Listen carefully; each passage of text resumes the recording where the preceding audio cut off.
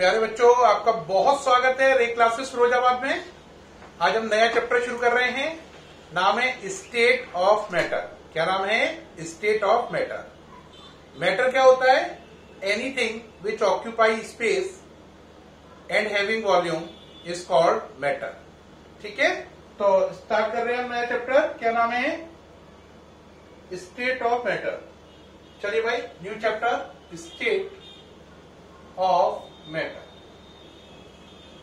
Matter मैंने बताया anything which having mass and occupy space is called matter. अब state of matter में matter की तीन स्टेट होती हैं: सॉलिड, लिक्विड एंड गैस। हम इसमें पहले किससे स्टार्ट करेंगे? गैसियस स्टेट से, है ना। गैसियस के बाद लिक्विड स्टेट पे आएंगे। तो पहले स्टार्ट कर रहे हैं गैसियस स्टेट से, फिर लिक्विड पर। सॉलिड स्टेट 11th में नहीं है, 12th में। तो गैस के बाद लिक्विड आएगी, सॉलिड 12th में पढ़ेंगे अपन लोग। ये दोनों अपन कहां पढ़ेंगे? 11th में। लेकिन पहले गैस फिर लिक्विड, और ये कहां पढ़ेंगे? 12th में। ठीक, तो अब चलें गैस वाले में स्टार्ट करते हैं। Gaseous state. गैसियस स्टेट में भी सबसे पहला टॉपिक है लॉज ऑफ गैसियस स्टेट। तो जो लॉज है उनमें सबसे पहला है बॉयल लॉ। कौन सा लॉ है? Boyle's law. कौन सा लॉ है? Boyle's law. ये लॉ क्या कहता है?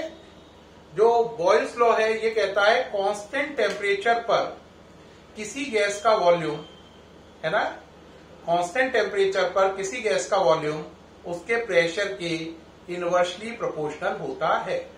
दोबारा सुने, at constant temperature the volume of given amount of gas is inversely proportional to its pressure.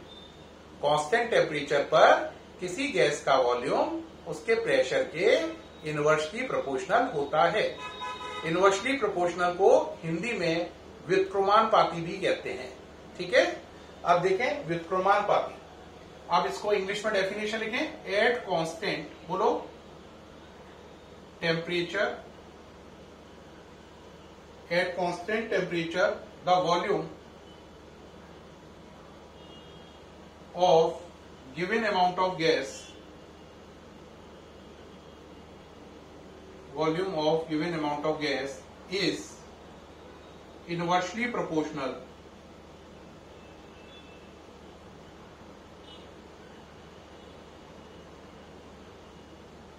at constant temperature the volume of given amount of gas is inversely proportional to the pressure of the gas।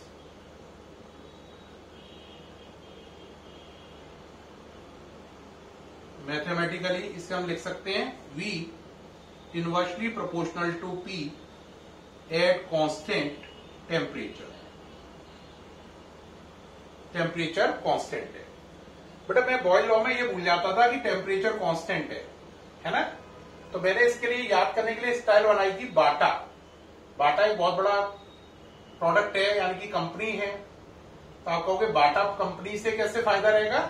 देखो, ए से ए को काटा, बाटा में ए से ए को काटा, तो क्या बचा? बी और T. B for Boyle, T for temperature constant है। तो बाटा से याद रखो, बाटा, BATA। बाटा में ए को ए से काटा, तो बचा क्या? बी और टी। बी फॉर बॉयल, है ना, बॉयल लॉ, और टी फॉर टेम्परेचर कांस्टेंट। तो इसमें टेम्परेचर कांस्टेंट है, बाटा से याद रखो। अब बात रही, कभी भी हम कांस्टेंट का निशान हटाएं तो क्या आएगा? सॉरी, प्रोपोर्शनल का निशान हटाएं तो क्या आएगा? Constant. V equal to constant upon P। Proportional हटाने पे कांस्टेंट आता है। PV इक्वल टू कांस्टेंट, या हम लिख सकते हैं P1V1 इक्वल टू P2V2। क्या लिख सकते हैं? P1V1 equal to P2V2। ये इसका मैथमेटिकल फॉर्म हो गया। P1V1 equal to P2V2। ये इसका क्या हो गया, मैथमेटिकल फॉर्म। नजर आ रहा है या नहीं, नजर आ रहा है? ठीक, P1V1 इक्वल टू क्या लिखा हुआ है, P2V2। ये हो गया इसका। ठीक, अब एक बात आई sir, P1V1 equal to P2V2 हो गया, मैथमेटिकल फॉर्म हो गया, लॉ की डेफिनेशन हो गई, सब बात बहुत अच्छी है। अब बात आई ये लॉ एप्लीकेबल कहां है। बेटा ये बात आपकी जो है ना नीट में भी पूछी गई है और आईआईटी मेंस में भी। ये लॉ एप्लीकेबल है एट सी लेवल, तो नोट में डालें, ये बात आईआईटी मेंस के लिए बहुत काम की है।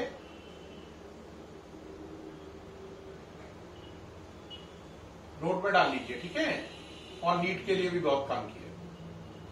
क्या, this law is applicable at sea level, this law is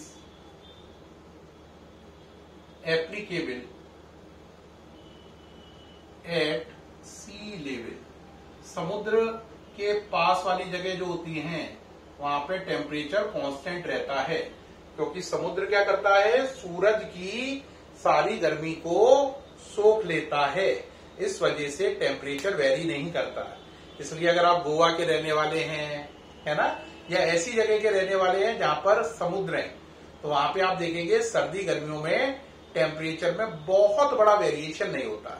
मैं ये नहीं कह रहा हूं वेरिएशन नहीं होता, बस मैं ये कहना चाह रहा हूं बहुत बड़ा वेरिएशन नहीं होता है। जो जगह पर समुद्र नहीं है वहां पर क्या होता है, सर्दियों में बहुत ठंड, गर्मियों में बहुत गर्मी।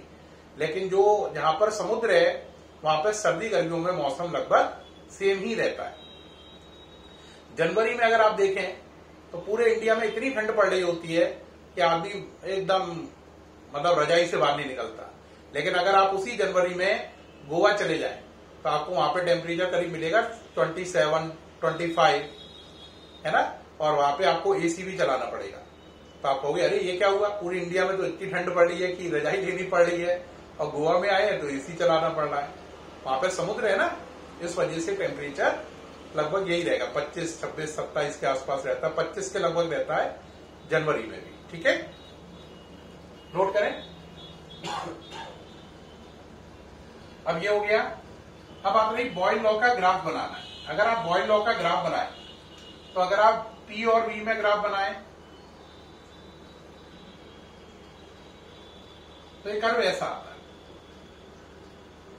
इसको बोलते हैं रेक्टेंगुलर हाइपरबोला। क्या बोलते हैं, रेक्टेंगुलर हाइपरबोला।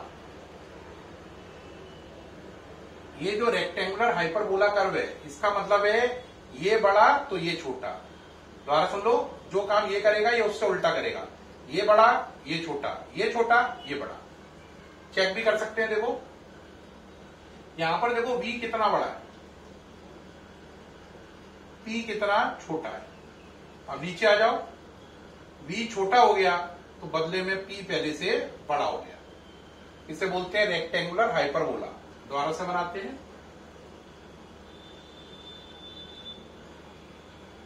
यहां पे रखा V, यहां पे रखा P, कर्व ऐसा आया, इसका नाम है रेक्टेंगुलर हाइपरबोला, जिससे साबित हो रहा है V is inversely proportional to P। लेकिन अगर आप यहीं पर कर्व में एक चेंज करें, V और 1/P में कर्व बनाए, या उल्टा कर लें P और 1/V में कर्व बनाए, तो आप देखेंगे कर्व स्ट्रेट लाइन आएंगे। क्या आएंगे, स्ट्रेट लाइन। तो बॉयल लॉ से जुड़े हुए 3 कर्व हैं, VP curve, V 1/P curve, P 1/V curve. ये दोनों स्ट्रेट लाइन है और ये रेक्टेंगुलर हाइपरबोला है। ठीक है, नोट कर लें तीनों कर्व। इसके साथ बॉयल लॉ कंप्लीट हो गया। नेक्स्ट लॉ पे आ जाओ। नेक्स्ट लॉ है चार्ल्स लॉ। कौन सा लॉ है, चार्ल्स लॉ। तो नेक्स्ट लॉ पे आ जाओ, चार्ल्स लॉ पर।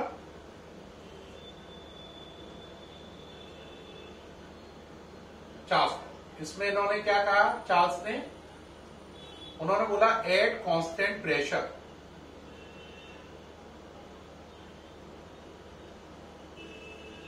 The volume of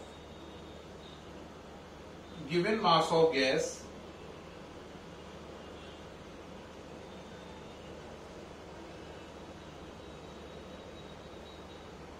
increases or decreases by 1/273 of its volume at 0 degree Celsius for each 1 degree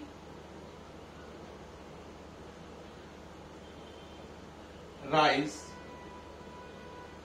or fall in temperature। ठीक, note करें, ये चार्ल्स लॉ की पहली डेफिनेशन है।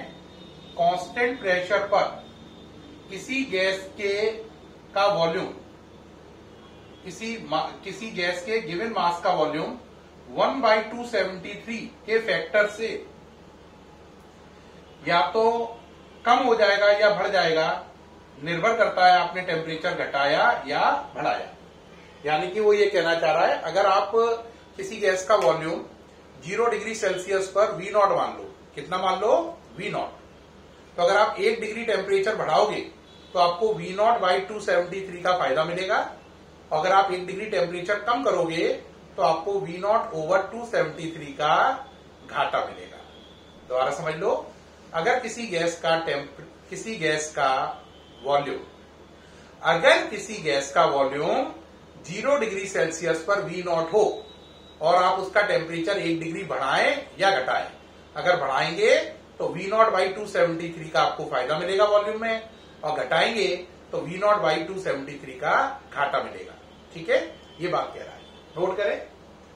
Eight constant pressure the volume of given mass of gas increases और decreases by 1/273 of its volume at 0 degree Celsius for each 1 degree rise और fall in temperature. अब इस बात को मैथमेटिकली कहें तो अगर किसी गैस का वॉल्यूम, क्या लिखेंगे, the volume, if volume of gas at 0 degree Celsius is V0 या is V0 या equal to V0, then volume of this gas at temperature T या at T डिग्री सेल्सियस। तो देखो बेटा, वॉल्यूम T डिग्री सेल्सियस पर जो होगा उसे मानेंगे VT। शुरू में वॉल्यूम कितना था, V0, ये शुरू में था। आपने टेम्परेचर कितना बढ़ाया, T, तो देखो आपको मालूम है 1 डिग्री बढ़ाने से इतना फायदा होता है, इतना इंक्रीजमेंट मिलता है 1 डिग्री से। आपने कितना बढ़ाया, T डिग्री, तो इतना इंक्रीजमेंट मिला, इतना इंक्रीमेंट मिला, इतना था, तो टोटल कितना हो गया, इतना। दोबारा समझो, शुरू में कितना था, V0, 1 डिग्री बढ़ाने पर कितना फायदा होता है, V0/273 का। आपने कितना बढ़ाया, T, तो आपको फायदा हुआ इतना, इतना फायदा हुआ, इतना था, तो आप पे टोटल कितना हो गया, इतना हो गया। ठीक है, तो ये आपका हो गया VT = V0 plus V0/273 into T। क्या आप बात समझ रहे हैं, ये शुरू में था, 1 डिग्री बढ़ाने से फायदा हुआ, हमने T डिग्री बढ़ाया तो इतना फायदा हुआ, 1 डिग्री से इतना होता, T डिग्री से इतना हुआ, ये था, ये फायदा हुआ, टोटल ये हो गया। अब यहां से आप V0 को कॉमन ले लो, तो ये हो गया 1 प्लस T/273, एलसीएम ले लो, V0 एलसीएम ले लो, 273 प्लस T/273। आपको मालूम है 273 अगर T डिग्री सेल्सियस में जोड़ दें तो वो केल्विन में कन्वर्ट हो जाएगा। 273 किसी में भी ऐड कर दो तो वो क्या बन जाएगा, केल्विन। तो 273 plus T degree Celsius equal to T kelvin. 273 को मान लिया T0। अब ये दोनों वैल्यू रिप्लेस कर दो, तो इसको हटाकर लिखो T, इसको हटाकर लिखो T0। तो यहां से हो गया VT इक्वल टू, बोलो, V0 है ना, इंटू T अपॉन T0। ये बन गया फॉर्मूला, सही है। अब ये बनने के बाद आप आगे चल सकते हैं इसके नीचे देखने के लिए कि क्या आ सकती है जगह। अभी है तो बड़े VT over T equal to V0 over T0। ये बन गया VT over T equal to V0 over T0। अरे हाँ या ना? इसी बात को आप दोबारा से लिख सकते हैं। कैसे? आप थोड़ी जगह बना रहे हैं, ऊपर नीचे नहीं जाएंगे। Vt को अगर आप क्या मान लें, V1 और इसे T1, V2 ओवर T2, तो आप इसी को लिख सकते हैं V1 over T1 equal to V2 over T2, या सिंपली आप लिख सकते हैं V1 over T1 equal to V2 over T2। ये हो गया आपका, है ना, इसकी फॉर्म हो गई मैथमेटिकल। अब ये बात ध्यान रखने की है कि अगर आप V अपॉन T लिख दें तो आप इसको ऐसे भी लिख सकते हैं V upon T equal to constant, जैसे बॉयल लॉ में किया था, याद करो। PV इक्वल टू कॉन्स्टेंट था ना बॉयल लॉ में, क्या था? PV equal to constant. तो आपने क्या कर दिया था? P1 V1 equal to P2 V2। इसमें इससे उल्टा कर रहे हैं, V1 upon T1 equal to V2 upon T2 है, तो इसे लिख सकते हैं V upon T equal to constant. और आगे बढ़ो, V equal to constant into T, या V प्रोपोर्शनल टू T। ये आ गया चार्ल्स लॉ का मेन फॉर्मूला, है ना, या मेन फॉर्म आ गई। तो शुरू में जो हमने कहा था वो चार्ल्स लॉ की फर्स्ट फॉर्म थी, ये सेकंड और मेन फॉर्म आ गई। V proportional to T at constant pressure, at constant pressure. अब चार्ल्स लॉ की मेन फॉर्म क्या बन गई? Main definition of Charles law. पहले जो दी थी वो भी डेफिनेशन थी, ये मेन है। वो डेफिनेशन थी, ये मेन डेफिनेशन है। क्या डेफिनेशन बनी? एट कांस्टेंट प्रेशर, बोलो। मेन डेफिनेशन है किसकी? है चार्ल्स लॉ की। चार्ल्स लॉ की ये मेन डेफिनेशन है। बोलो क्या बनी? Eight constant pressure the volume of given amount of gas, the volume of given amount of gas is directly, the volume of given amount of gas is directly proportional to the temperature of the gas, temperature of the gas। ये इसकी main definition है। और एक शुरू में definition थी, वो क्या बताई थी मैंने? वो बताई थी eight constant pressure the volume of given amount of gas, याद आया? Eight constant pressure the volume of given amount of gas increases और डिक्रीजेस बाय V0 ओवर 273, है ना, या 1 over 273 of its volume at 0 degree Celsius for each 1 degree rise और fall in temperature. वो उसकी definition थी, ये इसकी मेन डेफिनेशन है। अगर एग्जाम में बताया ना जाए, अगर चार्ल्स लॉ 3 नंबर में आए तो पूरा लिखना है, और चार्ल्स लॉ 1 या 2 नंबर में आए तो आपको केवल ये डेफिनेशन लिखनी है, वो वाली नहीं लिखनी। तो ये मेन डेफिनेशन हो गई, ठीक, नोट कर लिया आपने। तो क्या हुई? At constant pressure the volume of given amount of gas is directly proportional to the temperature of the gas. ठीक है, पूरा समझ में आ गया? हटा दूं। अब एक बात आती है कि सर अगर चार्ल्स लॉ को शॉर्ट में लिखना हो, इतना डिटेल में ना लिखना हो, 3 नंबर में ना आए, ये शॉर्ट में आए, तो फिर क्या करें? अगर शॉर्ट में चार्ल्स लॉ आए तो शॉर्ट वर्जन इसका नोट करें।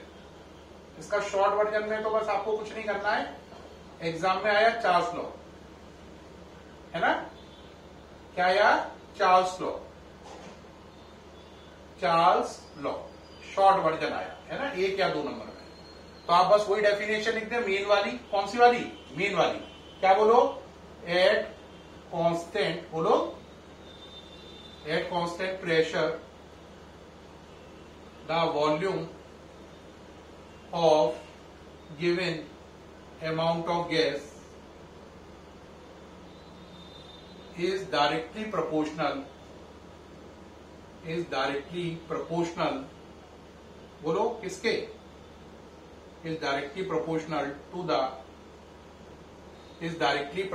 to the, बोलो क्या? volume of given amount of gas is directly proportional to the temperature of the gas।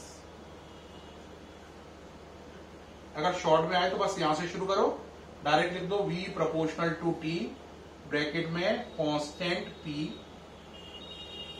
फिर लिख दो V equal to constant into T, फिर लिख दो v upon T equal to constant,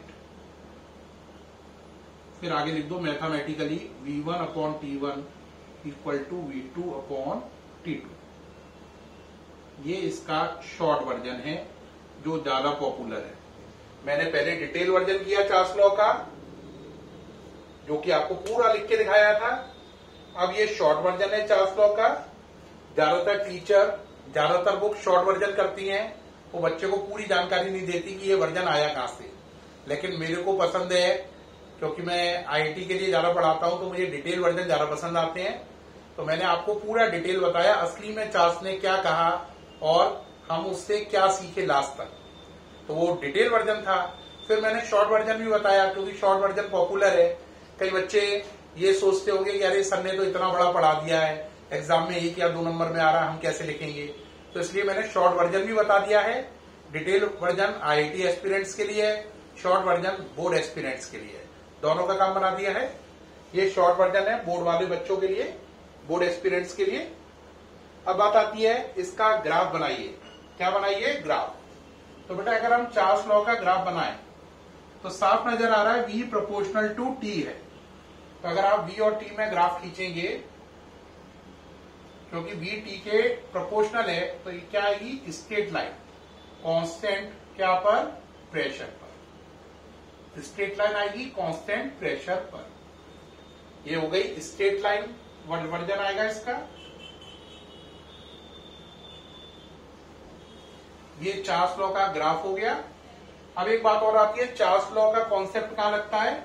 it is applicable. Note करें, IIT वाले और NEET वाले बच्चे स्पेशली, चार्ल्स लॉ एप्लीकेबल है हॉट एयर बैलून में। कहा? हॉट एयर बैलून में। हॉट एयर बैलून समझ गए बेटा? देखा होगा ऐसी टोकरी लगी होती है और ऐसे करके बड़ा सा गुब्बारा होता है, यहाँ पर आग जल रही होती है, यहाँ पर इंसान खड़े हो जाते हैं, है ना। तो क्या होता है, यहाँ पर आग लग रही है, तो ये आग की गर्मी से बैलून का क्या बढ़ता है? वॉल्यूम। क्योंकि v प्रोपोर्शनल टू क्या है? t। टेम्परेचर बढ़ा रहे हो, वॉल्यूम बढ़ेगा, गुब्बारा बड़ा होता जाएगा, गुब्बारा बड़ा होता जाएगा। गुब्बारा बड़ा हो गया,